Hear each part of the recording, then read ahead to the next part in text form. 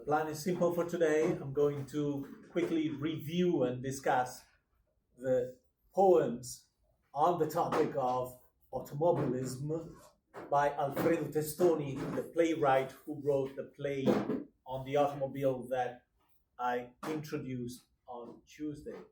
Following that, we're going to talk about silent films on the automobile, and we're going to watch a series of short films, some of them only a minute or two long. The longest, I think, is 13 minutes. All of them are available on YouTube.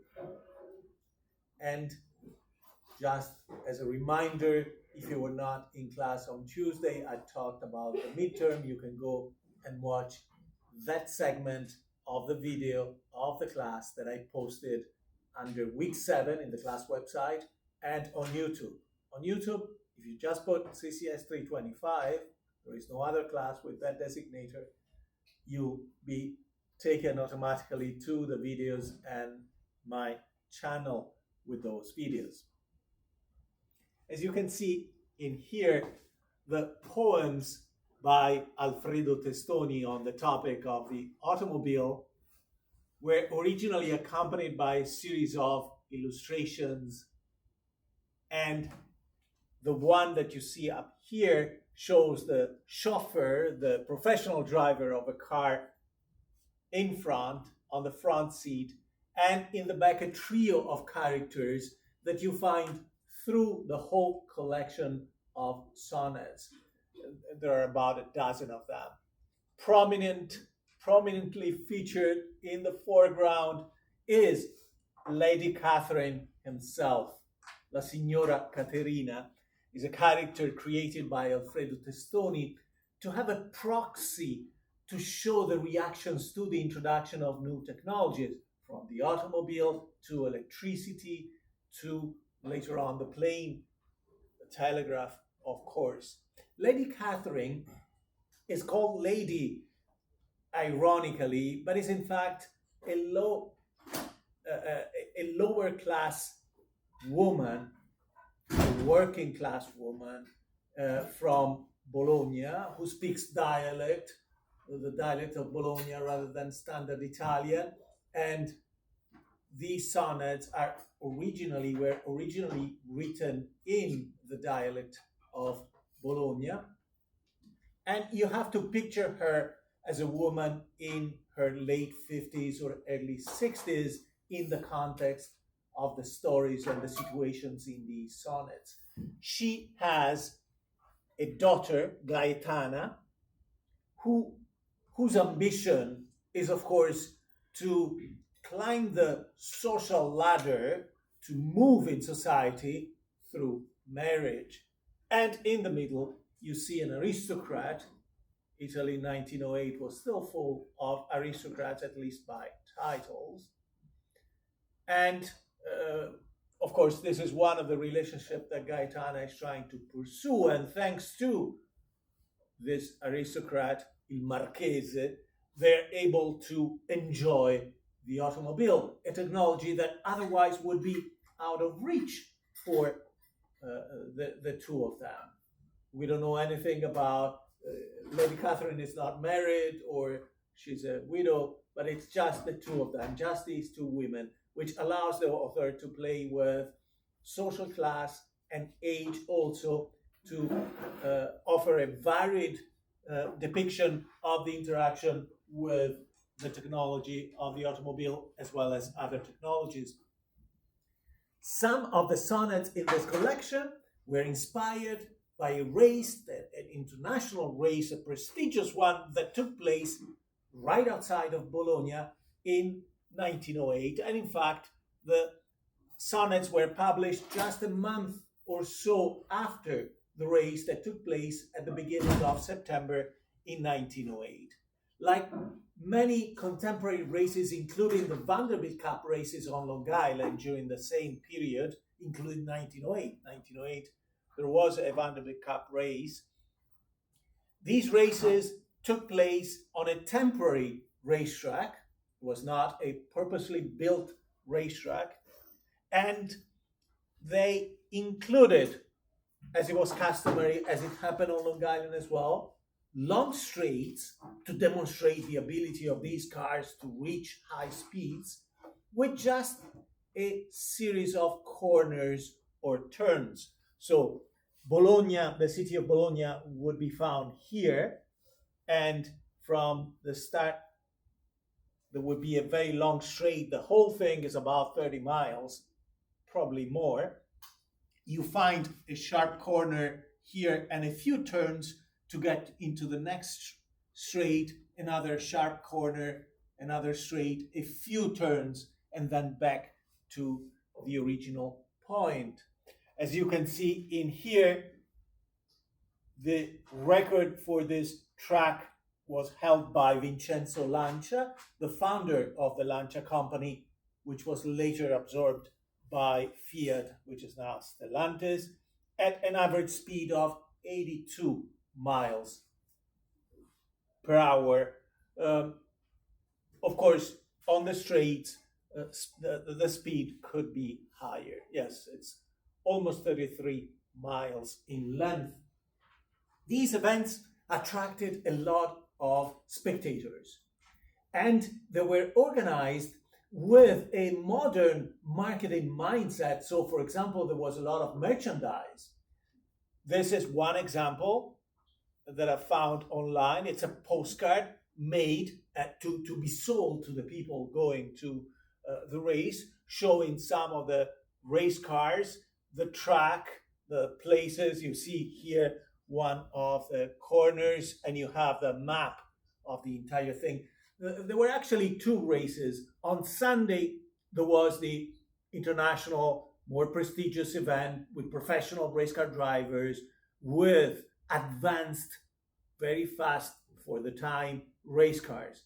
Monday, the next day, there was another race for stock cars, driven mostly by amateurs, by gentlemen drivers, by rich people who could afford to buy a car and enjoy the experience of driving around.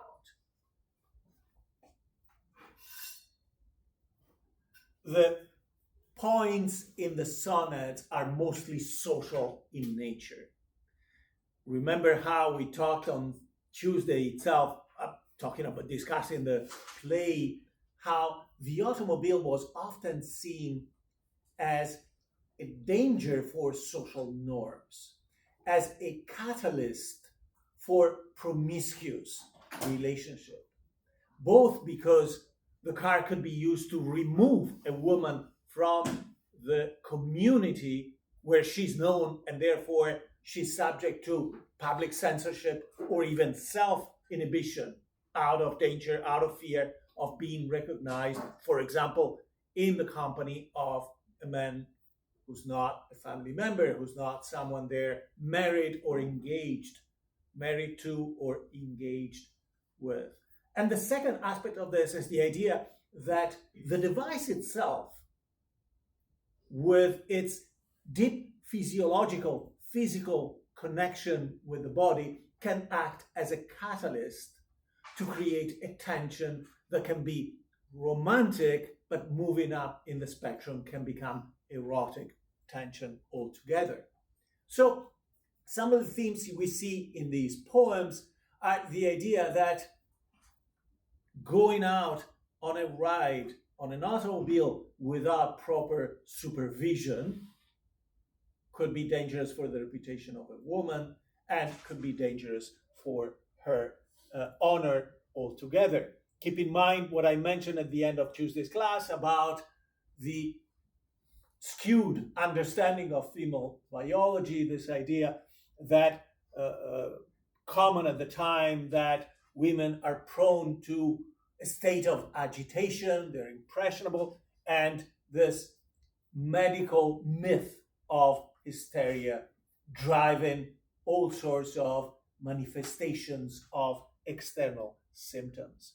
There are many references to the fashion of the automobile, the things you wear during this time, and I invite you, if you're curious, to open this book by famous author and car pioneer of the time, Dorrit Leavitt, called The Woman and the Car, and talks a lot also about fashion.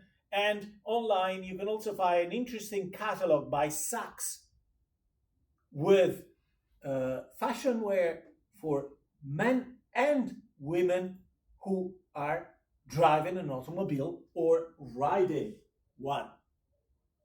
This is the first in the collection of sonnets where the characters are introduced. Lady Catherine, who's the voice of the poem, her daughter Gaetana, and the Marquise, who's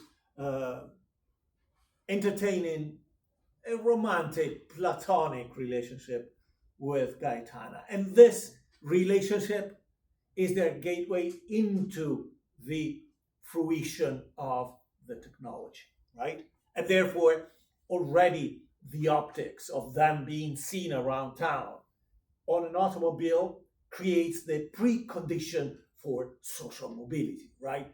There is an apparent elevation of these two lower class women into upper class status through the symbolic connection with the car.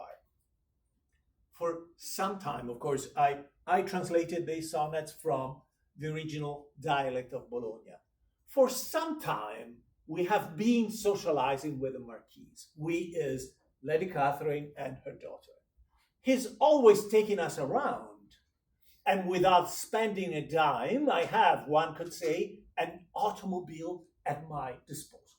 You feel here the process of self-elevation, self-aggrandizing through the automobile. And now my daughter's only preoccupation is that I too learn those expressions that are necessary for those who hear me talk to mistake me for a true woman of the sport. Remember, I mentioned at the beginning of the class how going out on an automobile was seen as a physical activity, hence the classification of sport, right? Breathing on a car, driving at high speed was considered to be a physically strenuous activity. However, what's important in the second stanza of this sonnet is the idea that, yes, you can be seen driving around, riding on a car, and people might be inclined to think that you are trending in society and you're moving up in society. But they'll spot you as a fake unless you show other clues to your condition of member of the tribe of motorists. Hence the reference to the language. Unless you also have the attire and you speak the language of motoring, people will think you're just pretending. So the daughter has already mastered this language, as we will see in further poems, in other poems in this collection. The mother still speaks like someone from the populace, like a plebeian, like a lower class woman who speaks, as I said, for example, speaks dialect rather than the neo-Italian standard language introduced 40 years earlier in the new Italian nation. So it's important for her to also speak the language of automobiles. And she, my daughter, is giving me lessons the whole day, but I get confused between the 30s and the 40s. 30 and 40 in the classification of automobiles from the time were categories. Automobiles were categorized by the output of the engine. 30 HP, 40 HP indicated not only faster cars, but also different kinds of designs that favored the use of that kind of power. So I get confused between the 30s and the 40s, between power, horses, and what have you. So much that people, I bet, are laughing behind my back. And for sure, they're labeling me an ignoramus as powerful myself as 100 horses. So I'm a huge beast when it comes to automobile. She mockingly complains. The second sonnet is about the dangers, the moral dangers accompanied by the use of the automobile. The mother feels compelled to be there whenever her daughter Gaetana goes out with the Marquise on the automobile to check on them, to make sure not only that they don't do anything inappropriate, but also to make sure that people don't think less of her daughter seeing her by herself in the company of a man that she's not even engaged to. However, the automobile makes this mission of supervising properly these two young lovers impossible, because the mother is placed on the side of the exhaust, and the smell, the noise, everything from emanating from the car makes it difficult for her to spot any inappropriate behavior or conversations. Me, again, it's Lady Catherine, the old Lady Catherine. Me, I just go on it to make my little girl happy. Meaning, I don't like the automobile, but I have to go, because if I don't go, my daughter is not supposed to. Since, in her words, it is so much fun, because, as she says, it feels like we're flying, like we're being kissed by the wind. Can you imagine? And while traveling, his lord, the Marquis, isn't happy unless he sits in the middle between me and my daughter. But I swear, it's always the same story.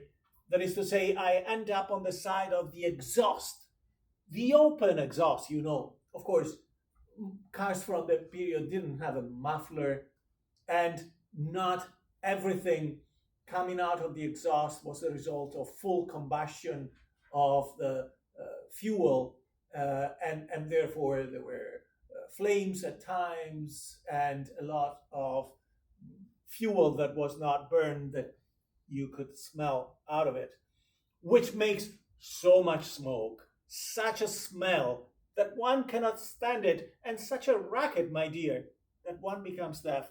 And in the middle of that, they have their conversations. But with all the smoke, the racket, and the fear, I always end up not understanding a word. So I cannot be a proper chaperone because of that.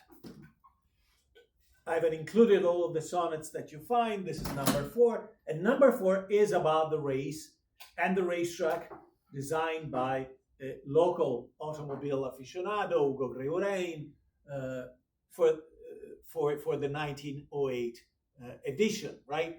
The racetrack, now in quotes, because Lady Catherine acknowledges that she's using the jargon, the proper jargon in Italian would be circuito, according to what they say, was invented by Mr. Ugo Gregorain to make a number of people come to Bologna and find a nice way to take some of their money, right? So this is an occasion to sell stuff to people that come to see the race.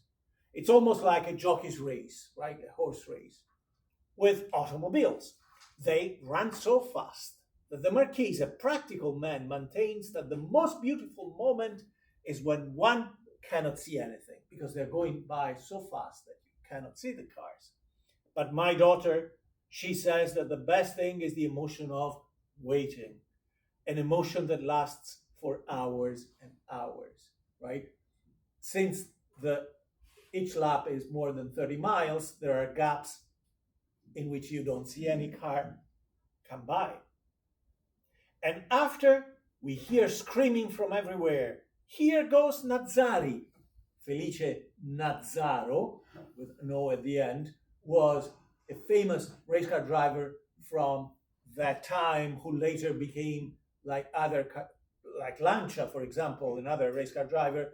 They both became car manufacturers. Only Lancia survived, still in operating, although their production is limited to one model. And Nazzaro ceased production in the 1920s, probably. Here goes Nazzari. Lancia is here. He's coming. But as soon as they come, they're already gone, right? You wait and wait for the passing of the cars, but they pass by so quickly that it's a limited show. I've included an image. This image refers not to the Italian race, but to the Vanderbilt Cup race that took place during those years. In this case, it's 1910, and this is from a beautiful website called vanderbiltcupraces.com, created by local historian and car collector Howard Kroplick. If you're interested, this Sunday, Howard is having an open garage day, showcasing four of his cars. He's now restored at Duesenberg as well. So even in reference to the Vanderbilt Cup race, you can see from this vignette this idea that cars are going by so fast that you have to turn quickly and they're gone, right? This is the title, a snapshot of a spectator, and the spectator is someone who's forced into this quick movement to enjoy the passage of the cars. Sonnet number 6 is all about this idea that we found in Verne as well, the French novel science fiction writer, that automobiles are demonic devices, right? That they look like they were inspired by demons. And again, it's the point of view of an older woman born in the middle of the 19th century, right? Long before all these technologies were introduced in society. Maybe I am a primitive woman. But if you want me to speak frankly and honestly, in my opinion, that it is not attraction at all. In my opinion, it is no attraction at all. That should be removed. To see a demon with people on top, which makes an infernal noise and gets close to you with a single push, like a lightning, which looks as if it's dying to jump on top of me and eat me alive. Me, I'm sure that if in my grandma's times they had come up with such a devilish contraption, they would have recommended themselves to the Lord and the Madonna. And if the idea of coming back to life in our days crossed the mind of someone from those times, they would again be dead at once from such a fright. Number 7 is a sonnet where we see that Gaetana, the younger woman, has mastered the language and the aesthetics of the car. The car is something fashionable. These days, my Gaetana only aspires to the machinic ideal, meaning that the car is an ideal of artistic expression, aesthetics. This sonnet is just published a few months before the Futurist Manifesto of 1909, where the car is compared to a classical Greek statue in terms of beauty, aesthetics. Life only aspires to a machinic ideal. Otherwise, life without machines, is a burden and a source of shame for all of us. Shame meaning you're outdated, you're obsolete if you're not practicing this technology one way or the other. And lately, no one can stand her anymore. She's been taken by the mania of the automobile.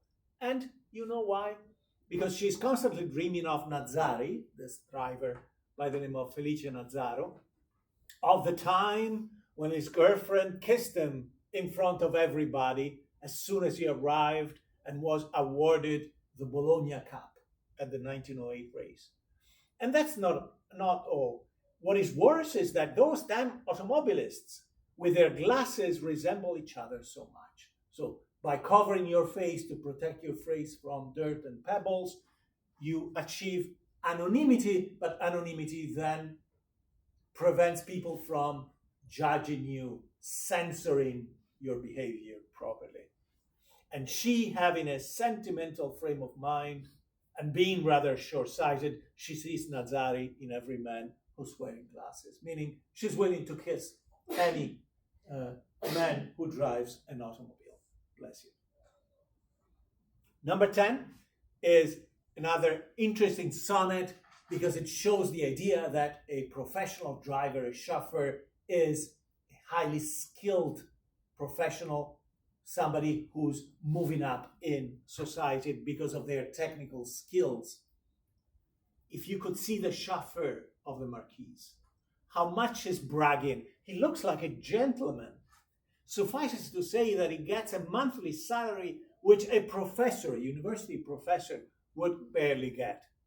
And he insists on being repaid for personal expenses and wants a servant at his service.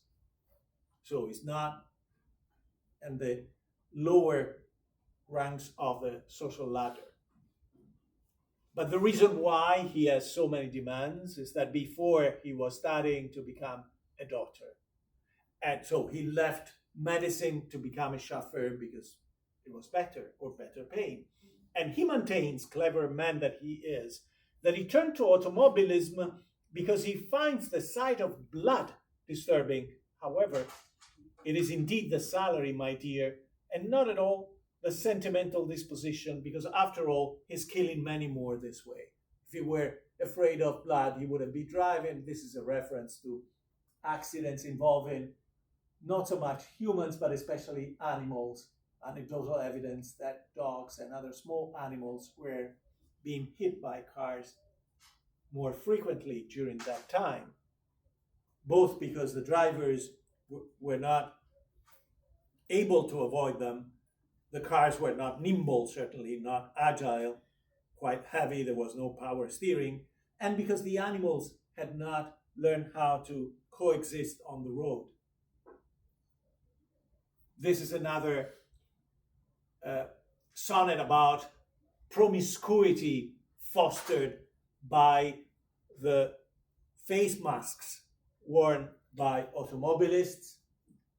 The Marquis ends up hugging and kissing, trying to kiss Lady Catherine because he thinks she's Gaetana.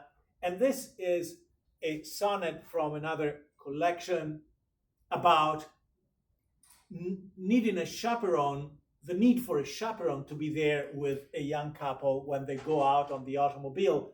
But this time, Lady Catherine is confused because when her daughter says that they're going out with Isotta or Fiorenza, she thinks that there is another woman with the couple, and instead Isotta, Fraschini, and Fiorenza were automobile brands from the period.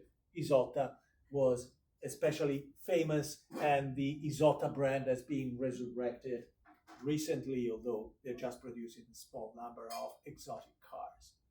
From another collection by the same author, I just want you to pay attention to this declaration by Gaetana, the daughters of Lady Catherine, that recurs in many poems.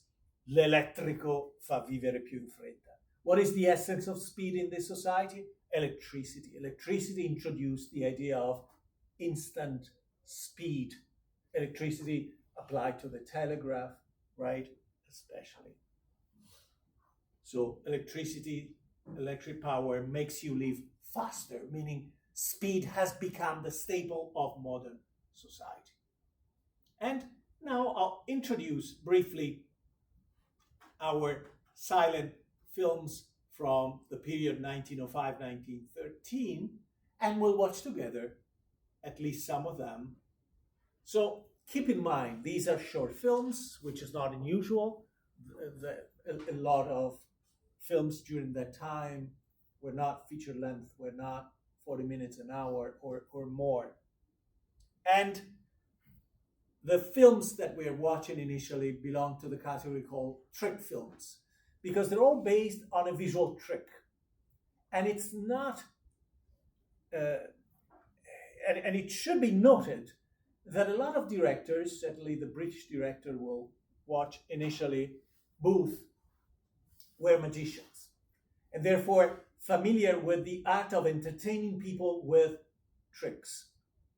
Of course, these visual tricks were accomplished through a clever use of the camera, through editing especially, whereby you stopped the scene, you added a prop. For example, in some of the scenes we see a person being hit by a car, and then the car goes on top of the body. And of course, through the scene at some point, there is editing whereby the real actor who's about to be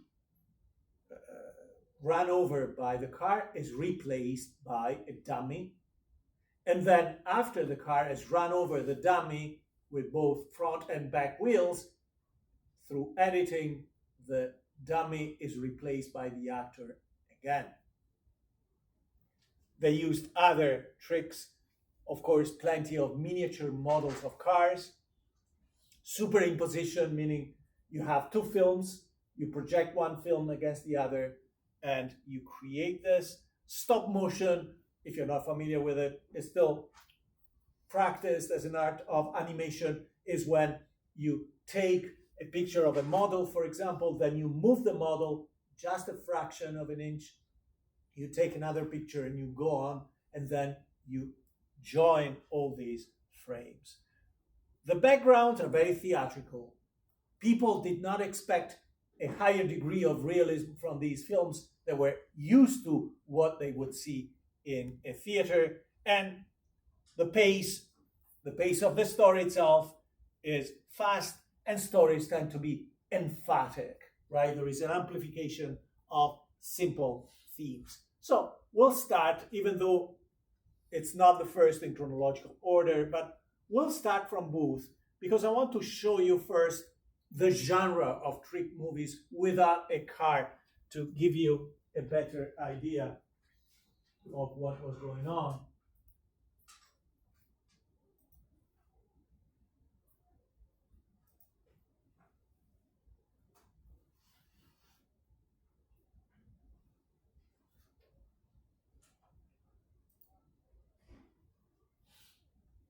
Okay, let me just stop. This is a short film by Walter Booth, all based on clever editing. The situation is very simple, the story is very simple. We have someone who's drunk, goes back to his bedroom, his rented room, which was common during the period, wants to undress and go to bed, but every time he gets rid of his clothes, magically he's dressed up again. And this is repeated in an almost compulsive way until the very end. So the entire film is just based on this clever trick of editing, and the editing is often done so precisely that you have the illusion of continuity. Of course, it's a silent film. Some of these films were accompanied by music. Often the music was improvised, or if there was scripted music, we don't always have the original. So even when you watch a silent film on YouTube and you hear music, don't assume that it is the original music, the original soundtrack. Okay, let me turn off the lights.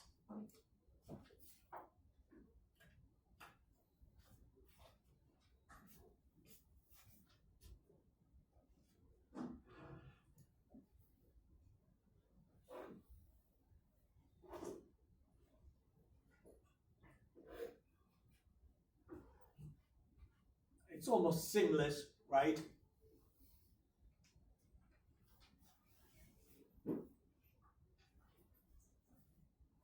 The camera is fixed, right? The camera angle is fixed, placed in front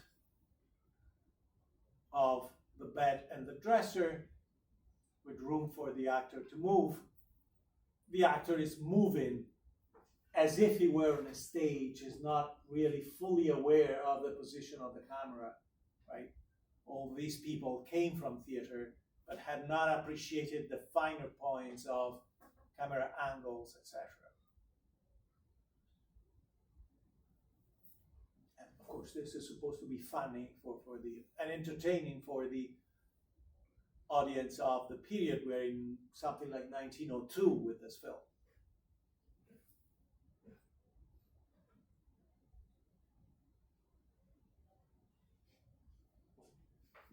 Back to his original clothes, tired, exhausted,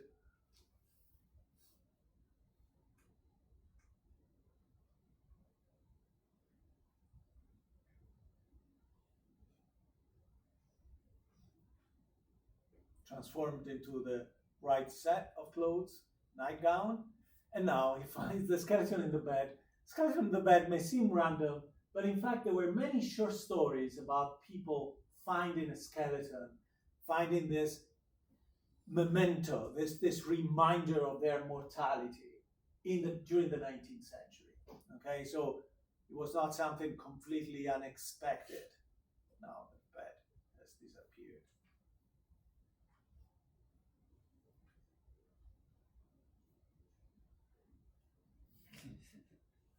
Objects, in this case, they're just being thrown from above.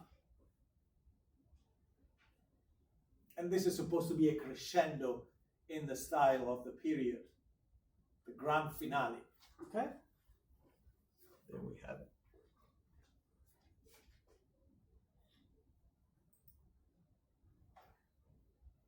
And later on, Booth would also try animation. This is considered one of the first examples of an animated feature with the hand. It's called The Hand of the Artist. This is 1906. But then the animation takes a more prominent role, right? You see from the animation to the actual actors. Again, fixed camera angle. The emotions on the faces, of course, are emphatic themselves, right? The idea is that without sound, you really have to emote in a conspicuous way for the benefit of the public. Every emotion has to be overly clear. Notice the slower pace of the gestures by the woman, for example. And the background is very theatrical, right? Just painted. There. And now, the hand of the artist is intervening again.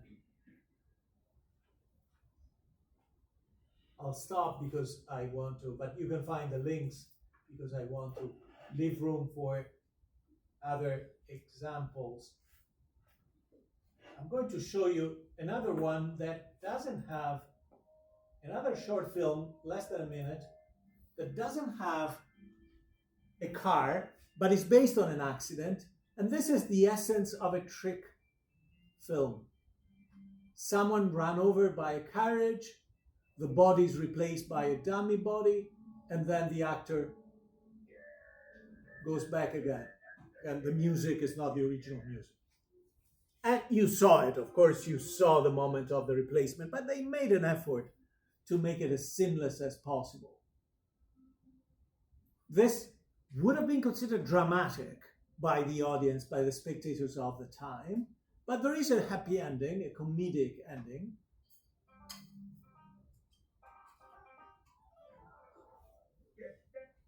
And that's it. Now, we're ready to watch the first film.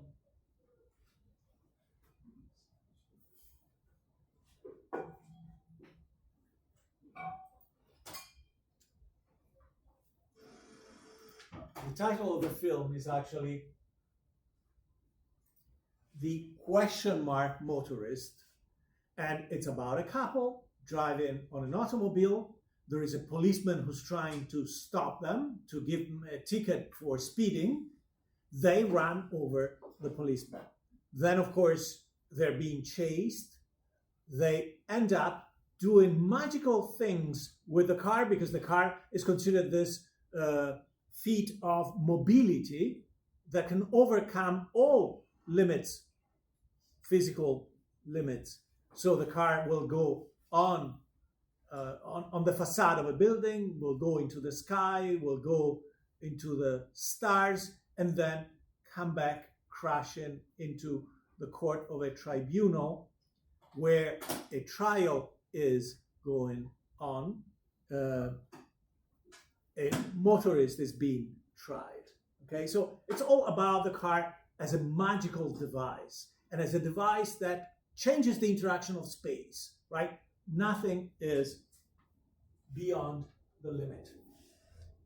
Can we please watch these films instead of working on assignments in the back? Okay.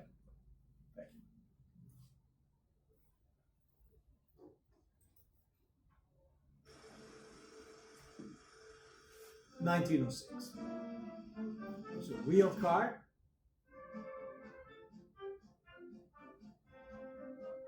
And this is where you have the substitution, the split, right? Dummy body, then actor again. The police is chasing after the car. And here you have the escape. Of course, they've used the model dragged along the facade. But it doesn't stop there.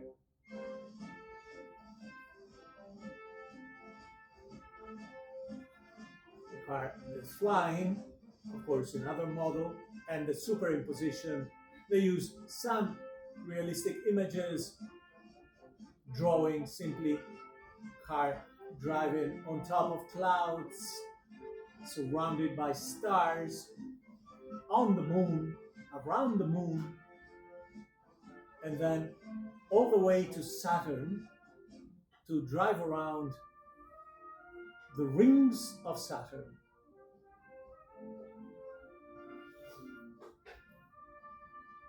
Falling down and crashing into a building, which is in fact a tribunal.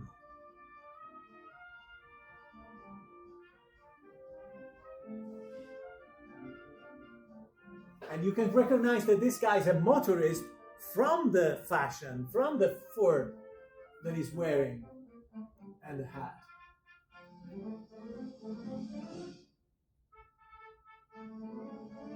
And the disruption of the car comes in the form of an interruption of the proceedings. One must attempt to catch up with them, to arrest them, to capture them, is fooled by another trick. Finally, they got them, but the car magically transforms into a carriage, so it cannot be them. But then the carriage transforms into the car again. It is them.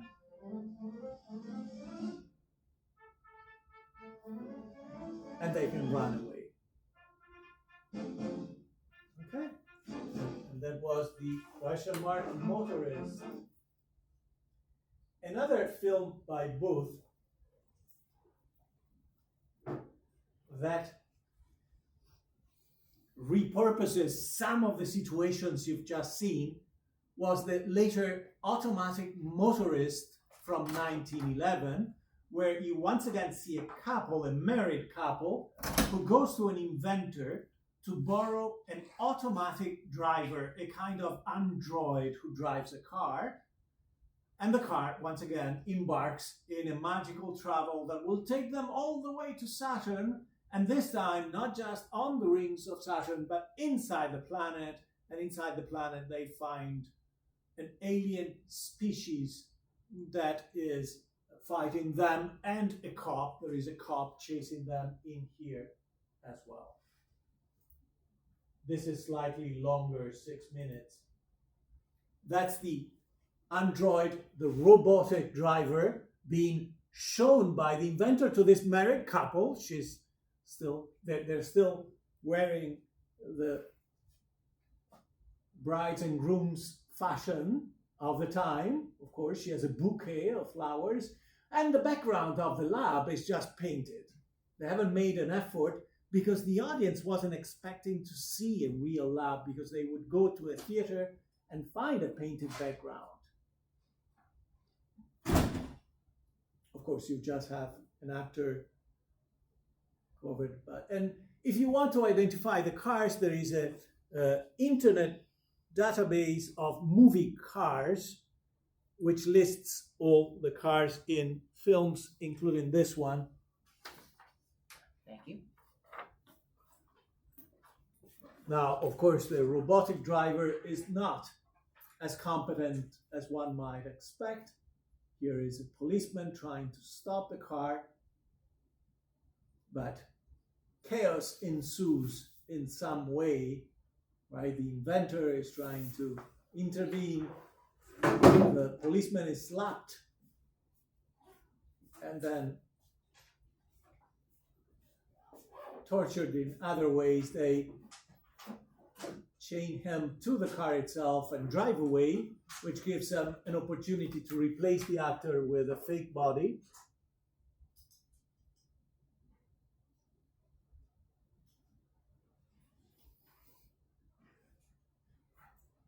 As soon as the car exits the frame, then you have the fake body attached to the car.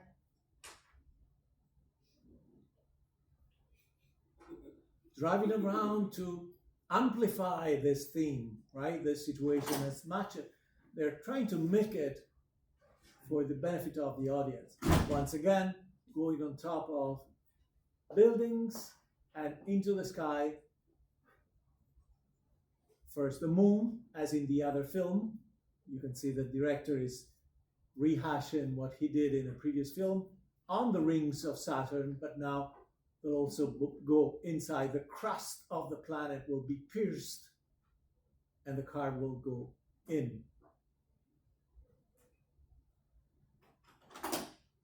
First, of course, you have to show it over and over again, and the policeman as well.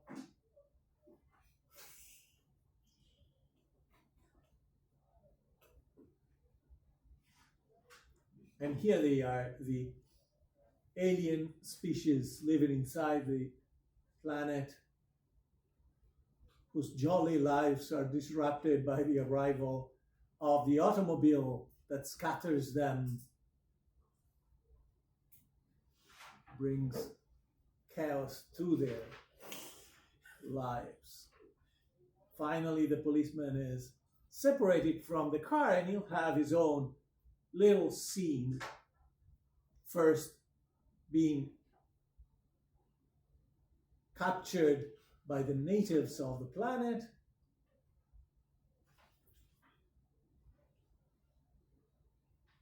then threatened with expulsion from the planet, right? They take him out, they're trying to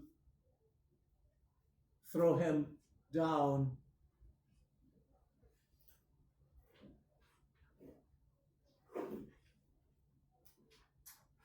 But then a sort of fairy intervenes, and this creates the opportunity for a little bit of romance.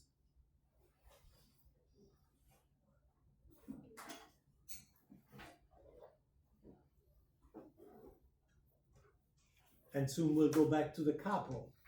The couple will continue their exploration of the planet, but they themselves will fall down all the way, and you see here the superimposition of an image of the car to the background. They go first into a geyser and then into a subterranean ocean with animals. And here too you see the superimposition of moving animals, right? You see a kind of lizard, realistic bubbles with a painted background.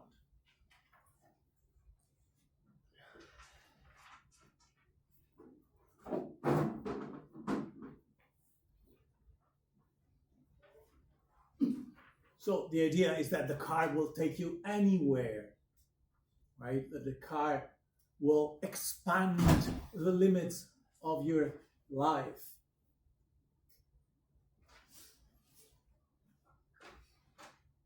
Here they're still falling through a stormy night, and their eventual fall down to earth will be the conclusion of the film. It'll be a hunter shooting them down like pheasants, like birds, bringing them back to earth.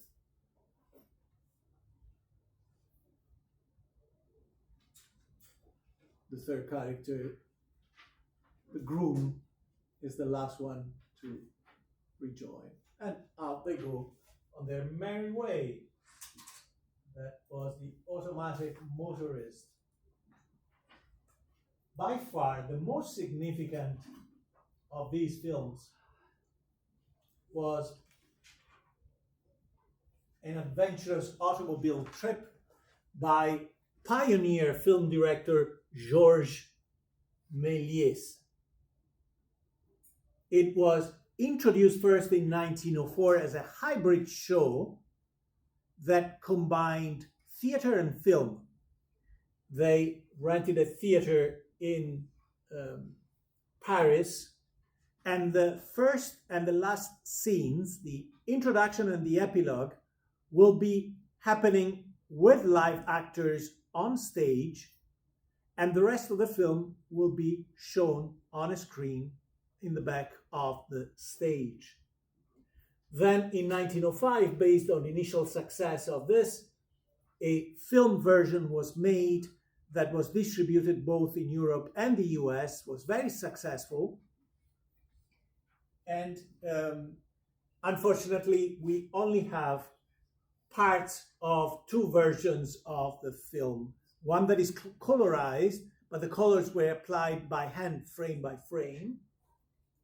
And another where we have 9 or 10 out of a dozen scenes from the original film. This is the list of the scenes, including here.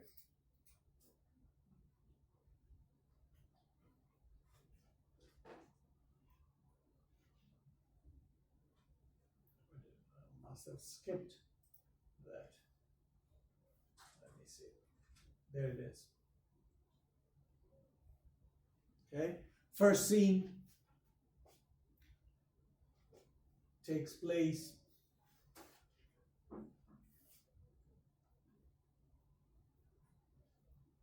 outside the Paris house with the departure of the King of Belgium. The king wants to visit the Côte d'Azur, the French Riviera, but he cannot spend the 17 hours that a train would take from Paris to Monte Carlo, and therefore he visits an inventor, and the inventor gives him a fast car that will allow him to go there in 2 hours. And then there are a series of situations. The common pattern for all of the scenes, which represents the view of the car as a disruptive technology, is the following. Every time the scene is set with normal and peaceful people, the car arrival gathers the attention of the people, disruption ensues, some kind of accident. Disruption continues even after the car is left, and there is a fade or dissolve into the next scene. So let's watch this. Or whatever is left, whatever has survived from the original film.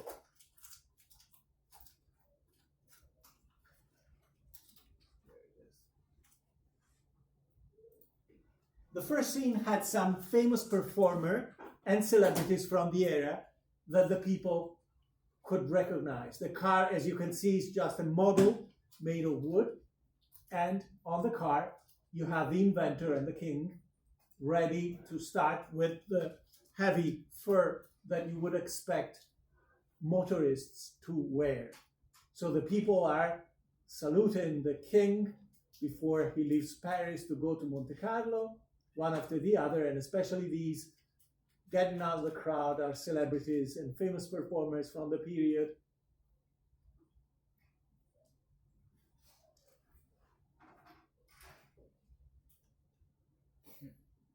The long-standing stands connected to the shoes of this character were part of a performance.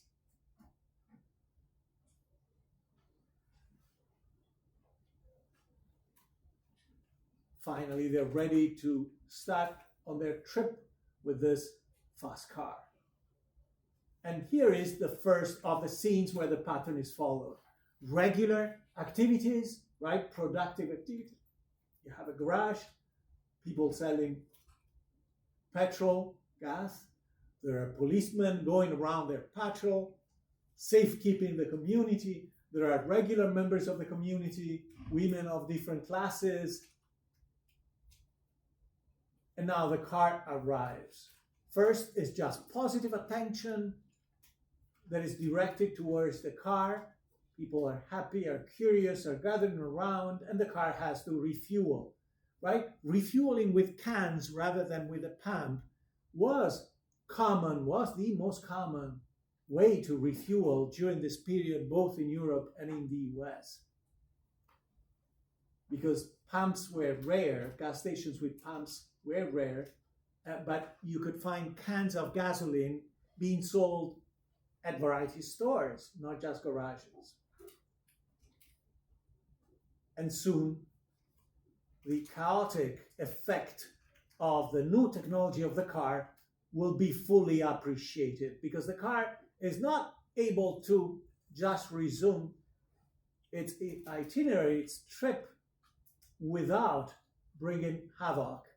And here too you have the classic police run over by the car, real body replaced by a prop. In this case, the policeman has been flattened completely. And you have some comedy, right? They're trying to revive the policeman by blowing air into the body.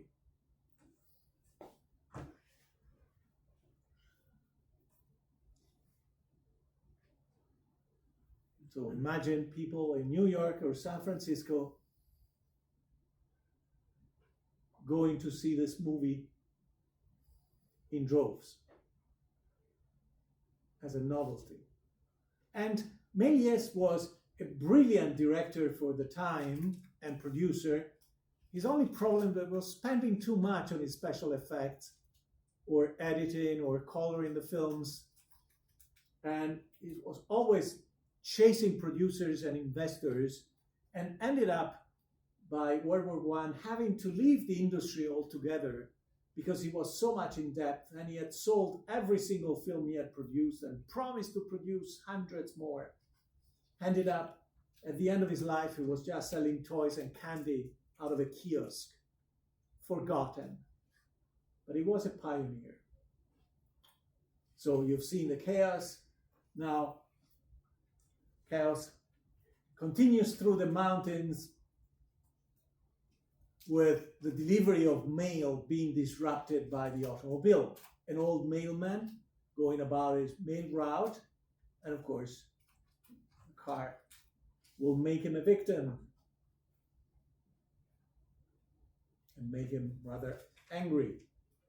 And of course, as you can see, chaos continues even after the car has left the screen in one way or the other. The car goes through mountains. Of course, you don't have to cross the Alps to go from Paris to Monte Carlo, but that's what it looks like, right? The Alps are close to the route.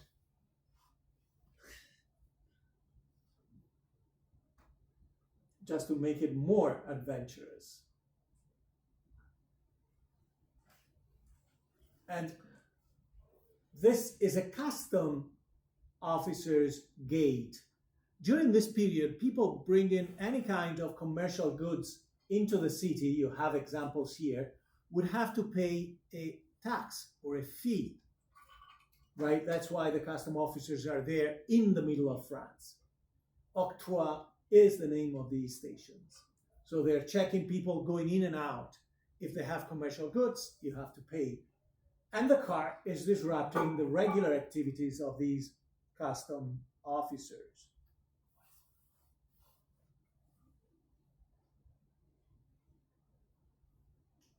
First, the car is repelled by the big belly of the French officer, but of course the car is more powerful than he is.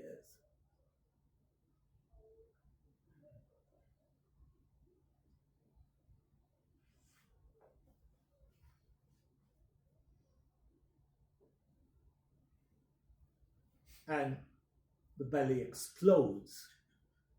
And even after the car is left, you see confusion and you see the dissolve, you see the superimposition of two scenes.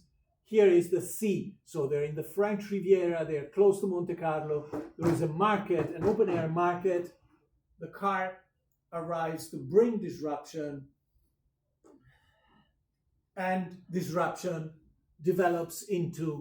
morphs into social chaos, with people stealing the produce that the car has thrown to the floor. And there is a brawl, right? With people throwing fruit and vegetables to each other. Another peaceful French town, people going about their ways until the car arrives and brings commotion and then chaos and distraction, right? Not just disruption, but material distraction of property. People are working peacefully, right? Different activities. And the car comes in to destroy everything, to interfere with regular activities and people's productivity. This is a reference to an actual event. Monte Carlo changed their roads to put asphalt on it. The first form of asphalt, which was tar. And this was actually shot not in a studio. The grass is real. This was the garden outside of Méliès' house. So they're bringing in a machine to put asphalt on the ground. The palms in the background are supposed to give you a hint that we're on the Mediterranean.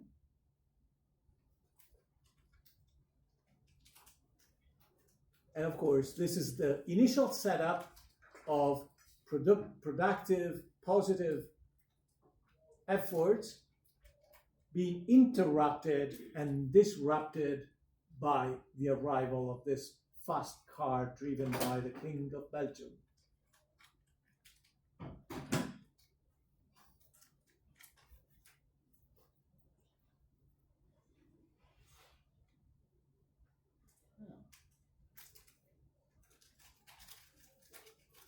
You can see, for a moment, you can see the strings pulling the wooden car. The machine explodes. People are all worried and scared. The car is not there anymore, but we see that. And here is the arrival at Monte Carlo, marked by the signs. They're preparing to celebrate the arrival of the car with a little show, but even that show will be disrupted by the car. There is someone selling candy, possibly cigarettes, to the audience, to the spectators. There is a ballet in a moment. All the notables in town, members of the upper classes, are there to welcome the King of Belgium. Here is the ballet with some folkloric costumes.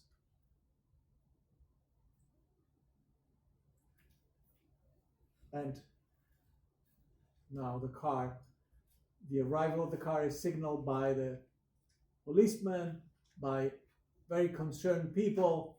Make room for the car, but the car brings distraction everywhere, going into the stands, being thrown down again.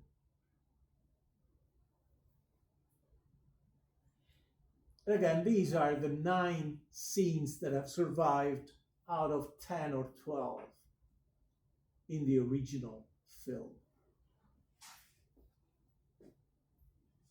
This time you can see that some of the actors are pushing the car to the front.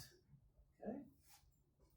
And a lot of the film produced by Méliès, who produced hundreds and hundreds, actually disappeared, were burned in a fire, were destroyed to recycle the chemicals used for the film. So we don't have a lot of them, but he's considered to be a pioneer. Let me jump to the last, which is Barney Oldfield's Race for a Life, an American film from 1913.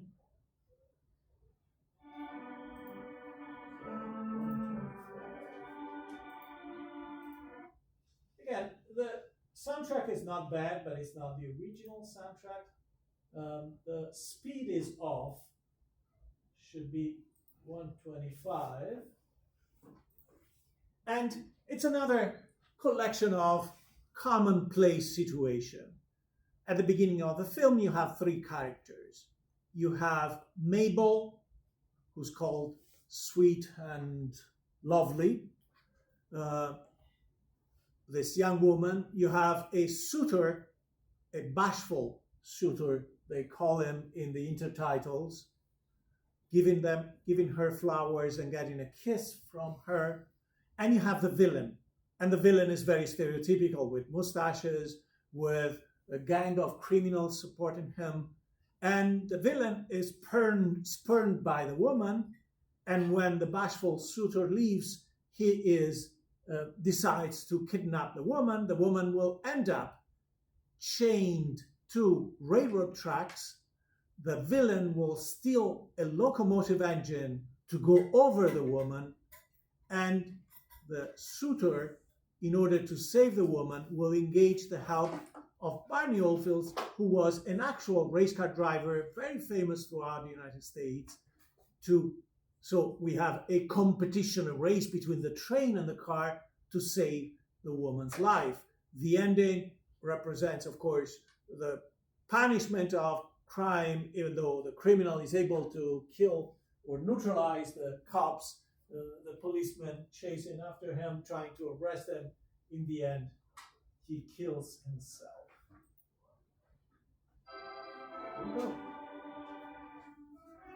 Mabel Normand was a famous actress from the 1910s and 20s, a good actress. Of course, as I said earlier, the emotions are very emphatically displayed through gestures and facial expressions, right? Mostly shot outside, if not entirely. But her acting is more subtle than most during that time. Exchange of flowers, you can see the shyness in the men. And right away you see that they're on their way to be a couple, to become a couple. He's going to get her a ring, right? But he has to go in order to do that and leave her alone. Here we have the villain's rival. For Sterling was another famous actor from the period, and you can see he's evil, right? There is no mistaking him for anything but evil, villainous.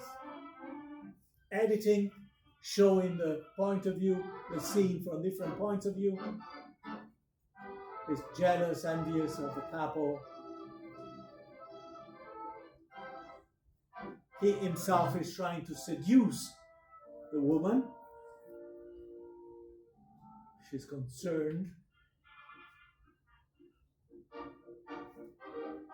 And the way he falls is typical of the slapstick style of the 1910s and 20s.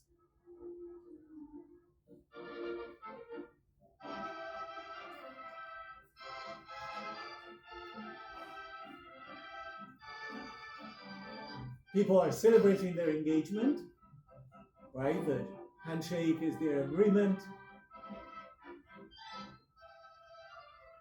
The style is almost cartoonish, right?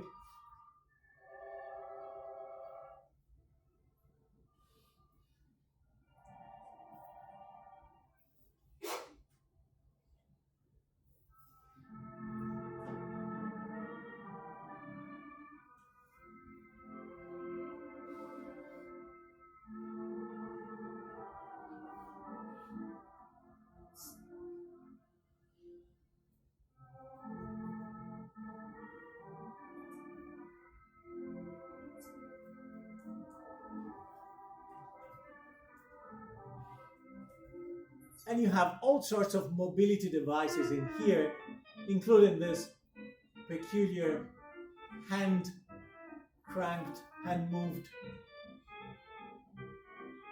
cart that you may have seen in cartoons from the 1930s and 40s, for example.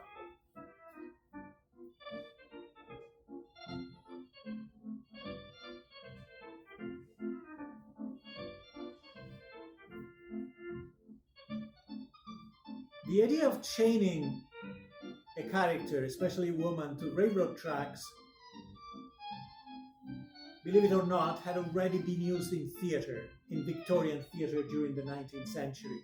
They would put fake tracks, they would put the profile of a train And of course, the character would be saved by the hero of the play. She's wondering where she went.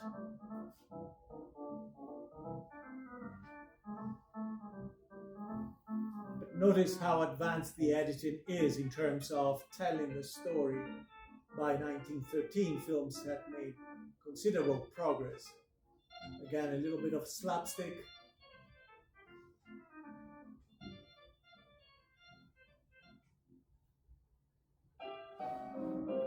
So there is no train, so they decide to get a train themselves to finish the job. Have to put this cart on the tracks.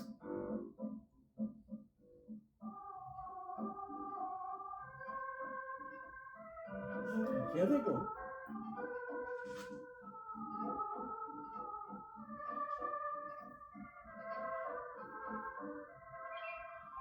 Going to a station to get a locomotive.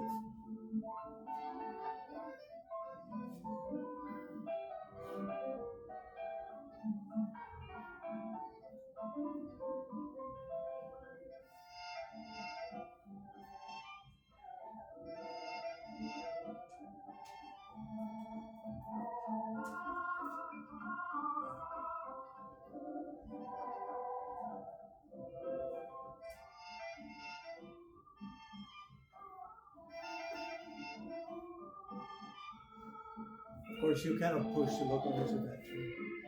Now you have the star of the film. People knew him, and he would appear often in theaters in New York, Chicago, San Francisco. They would put him on an actual car on stage. They would turn the engine on. They would make that part of a scene.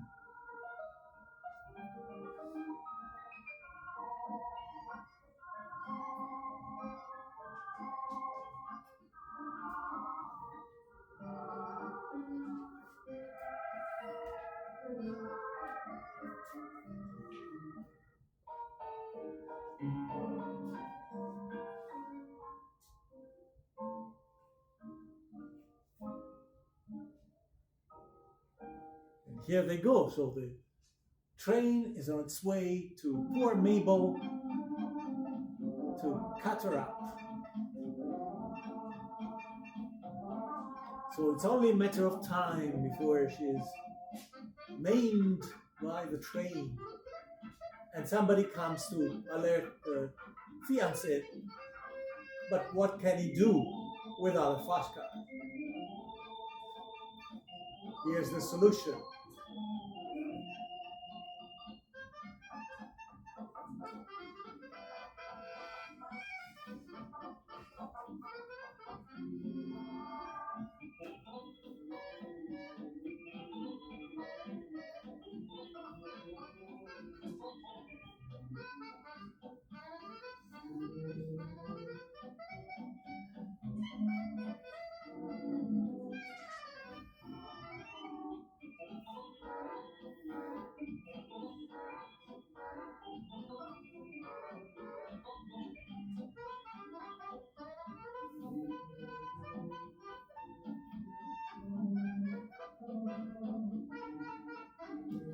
Barney is telling him to pump oil into the system.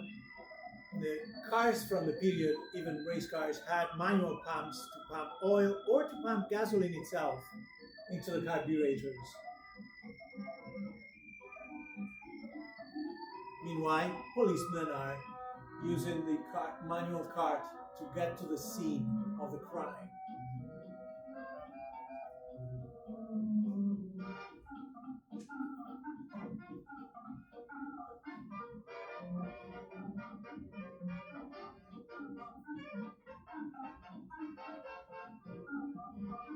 She's by far the best of these actors.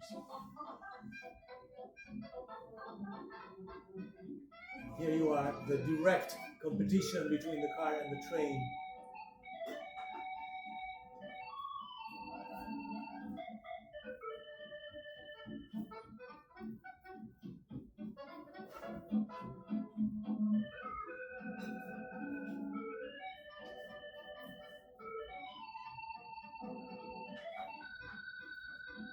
bombs are being thrown from the train. The policemen are advancing, but slowly.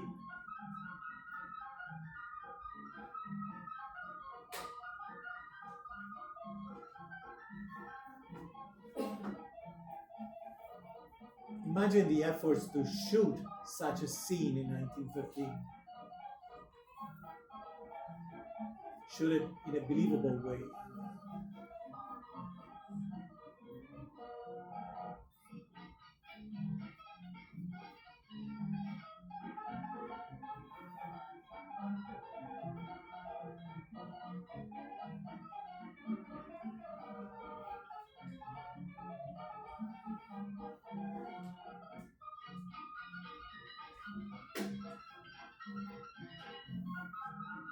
So the train is approaching, they have to remove the chain quickly.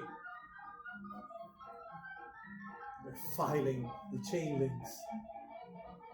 And of course you can see here from the changing light that they're superimposing two films, one with the train, one with the people, right?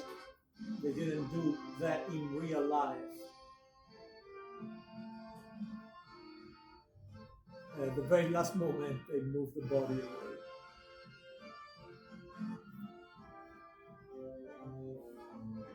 And the epilogue, the conclusion, is of course the happy couple and the punishment of crime.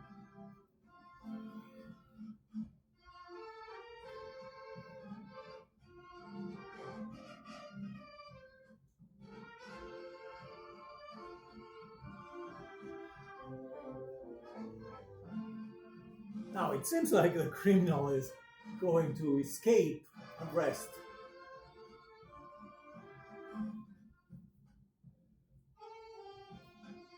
However, he decides to end his life because he's been a criminal, one way or the other.